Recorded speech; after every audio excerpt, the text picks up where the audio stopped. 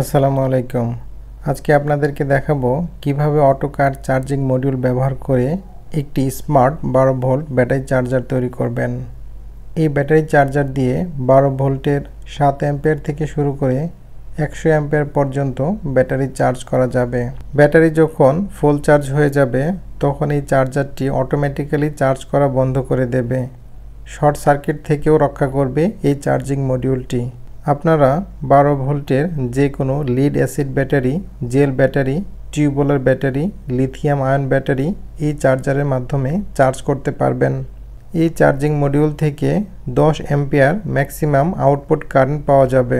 তো চলুন কিভাবে এই চার্জারটি বানাতে হয় দেখে নেই। প্রথমেই এই চার্জিং মডিউলটি নিয়ে নিচ্ছি। এই সার্কিটে সংযোগ দেওয়ার জন্য 3টি আলাদা আলাদা কানেকশন পয়েন্ট আছে। প্রথম সংযোগ পয়েন্টে এসি 220 ভোল্ট সংযোগ দিতে হবে। এখন 12 ভোল্ট 2 অ্যাম্পিয়ারের একটি ট্রান্সফরমার নিচ্ছি।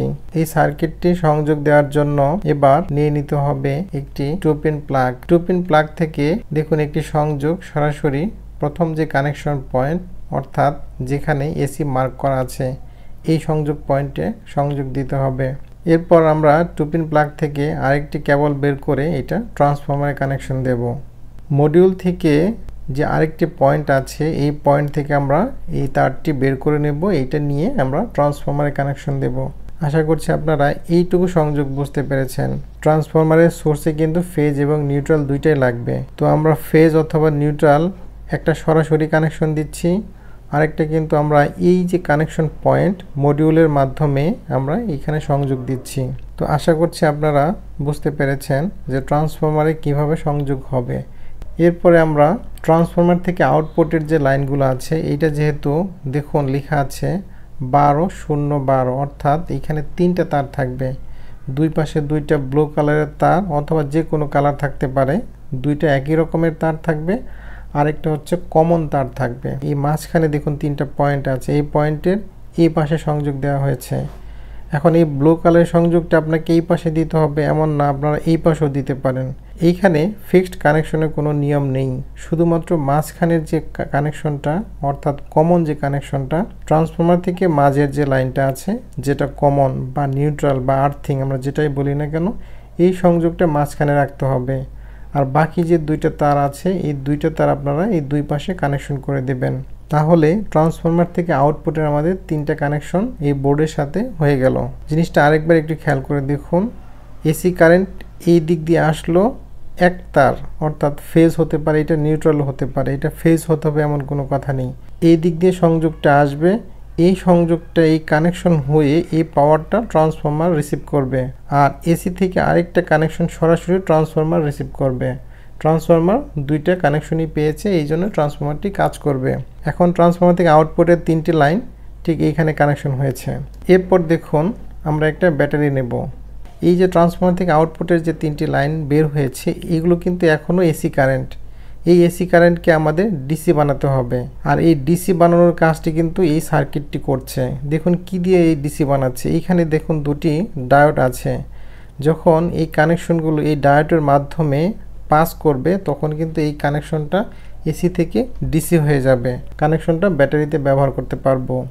আমি আগের আরেকটি ভিডিওতে দেখিয়েছি কিভাবে ডায়োডের মাধ্যমে ব্যাটারি চার্জ করবেন, সেখানে কোনো মডিউল দেখানো হয়নি। এখন যেহেতু এটা একটি স্মার্ট সার্কিট এইখানে কিন্তু মডিউল আপনাকে ব্যবহার করতে হবে।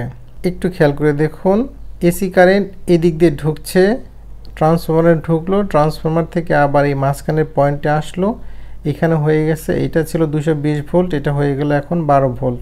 এই 2টা পয়েন্ট হচ্ছে 12 ভোল্ট। এখন এই 12 ভোল্ট এসি আবার এই ডায়োডের মাধ্যমে ডিসি হয়ে ঠিক এই পয়েন্ট দিয়ে বের হবে। এখন এই পয়েন্ট দিয়ে যখন ডিসি বের হবে তখন কিন্তু আমরা এই কানেকশনগুলো আমরা ব্যাটারিতে দিতে পারবো। এখন কিন্তু আপনাকে এখানে পজিটিভ নেগেটিভ মার্ক করতেই হবে। এখানে পজিটিভ নেগেটিভ উল্টা কানেকশন দেওয়াই যাবে না, দিলে সার্কিটটি পড়ে যাবে বা মডিউলটি পড়ে যাবে। এই জন্য এখানে দেখবেন আউটপুটে লেখা থাকবে প্লাস এবং মাইনাস, বি দিয়ে লেখা থাকতে পারে। বি মানে ব্যাটারি হয়তো বোঝাবে, বি প্লাস থাকলে ব্যাটারির পজিটিভ পয়েন্ট আর বি মাইনাস থাকলে ব্যাটারির নেগেটিভ পয়েন্ট। দেখুন কানেকশনটি আমরা ব্যাটারির সাথে করে দিচ্ছি। এটাই হচ্ছে অটোকাট চার্জিং সিস্টেম মডিউল।